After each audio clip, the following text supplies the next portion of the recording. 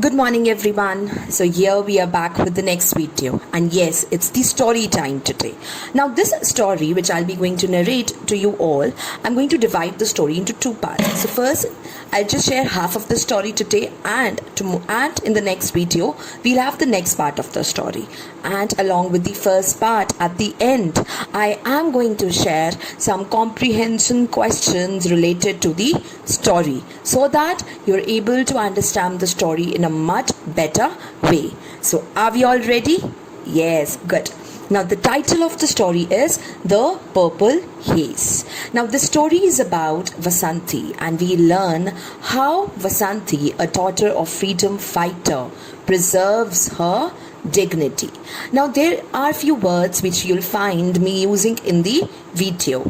So let's first understand the meaning of these words. They are perched, pester, annas, languishing, and rummaged. Now perched means placed lightly.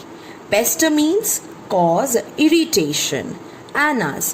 One anna is equal to 4 paise, which is an old Indian currency. Languishing, which means living under weak conditions or depressing conditions. And then we have rummaged, which is searched. Now let's begin with the story, The Purple Haze. And as I'll be narrating, you will understand what is purple haze in the life of Vasanti and her family. So let's begin now. Now the story takes us to Vasanti's school, where Vasanti's headmistress, who's a fat lady who had perched her glasses on her nose, came into their class, and she announced about inspection after 8 days. She asked all the girls to bring needlework. And now Mrs. Scarpe, who is Vasanti's class teacher, calls out Vasanti's name. Vasanti, stand up. Don't forget to bring your needlework tomorrow. Understand? And Vasanti replies, yes, ma'am. But she did not know why did she say yes, because somehow she knew she won't be able to bring the needlework, the cloth for the needlework. The evening came and she's back to her home. She goes to the Bolkar Kaki's house to fetch the vessel of milk. Kaki, Vasanti's aunt, she is the Bolkar Kaki. She goes to the Bolkar Kaki's house to fetch the vessel of milk, and she tells Kaki, why did you boil it? I would have done it myself. Kaki replies, silly girl, don't worry. Would you like to have some tea? I've made some. And she replies, Nai, and she runs away back home. She gets into her regular work of chula, and the chula was burning furiously, brightly. She puts it down. She knows that I would be back any moment, and here she gives us the detail of her Ai, that is her mother, and her Baba, that is Vasanti's father. Now Vasanti tells us that Vasanti's Ai, she is an English teacher in high school. She gave tuitions in the morning from 7:30 to 9:30. She had to keep 3 of us going, that is Vasanti, her brother, and her sister. Yes, so Vasanti's brother and sister, their names are Pramila and Shirikant. So the Ai is working, she's toiling hard to get their life going. And it's only from the newspaper they get to know about their father. And it's only from the newspaper because Vasanti's father is a freedom fighter. He was a freedom fighter, and he was in jail ever since Subhash Chandra Bose had disappeared from the surface of the earth. And then Vasanti shares a very beautiful incident, and she tells, whenever Baba used to be at home, it used to be a festival for us. And once she tells us about how did he dry clean his coat. What did he do? He simply beat the coat against the wall to get rid of all the dust it had collected.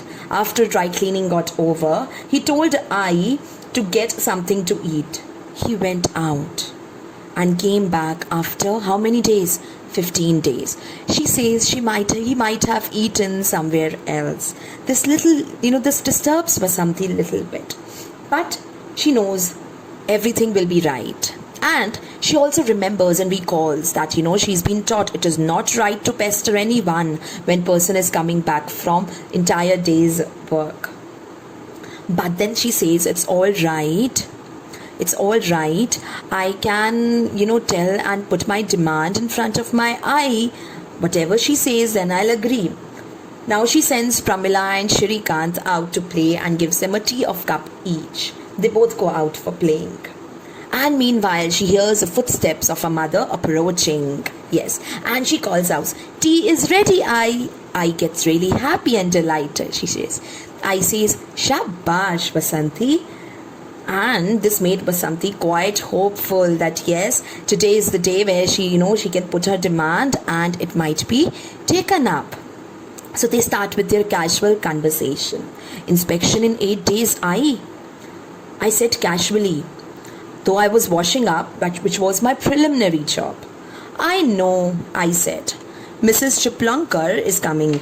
Mrs. Chiplankar, she's the inspection teacher, you can say in charge, or she's the inspectress. Yes, Mrs. Chiplankar is coming and she's strict, I know. I was silent and I was astonished. She knows everything. Well, she's my mother.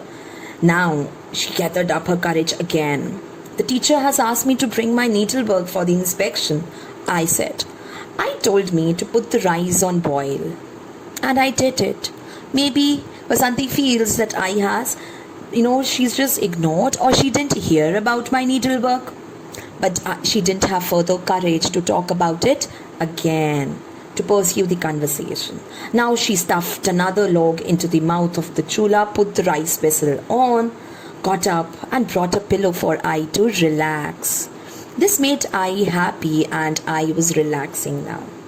Then I asks about Pramila and Shri. Where are Shri and Pammi? Tell them to come back. It's quite late now.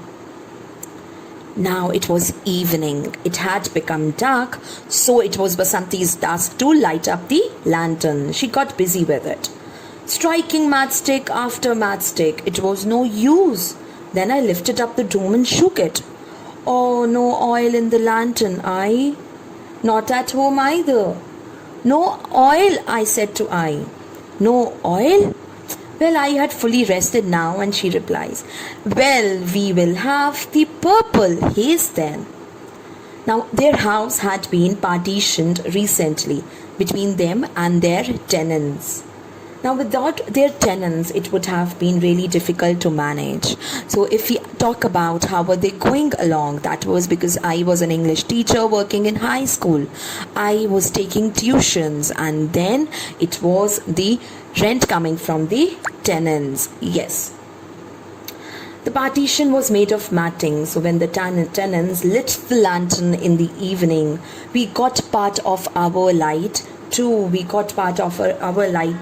And it was a bright light, a really bright shadow, actually the shadow of life, the purple haze, which was our surprise Diwali.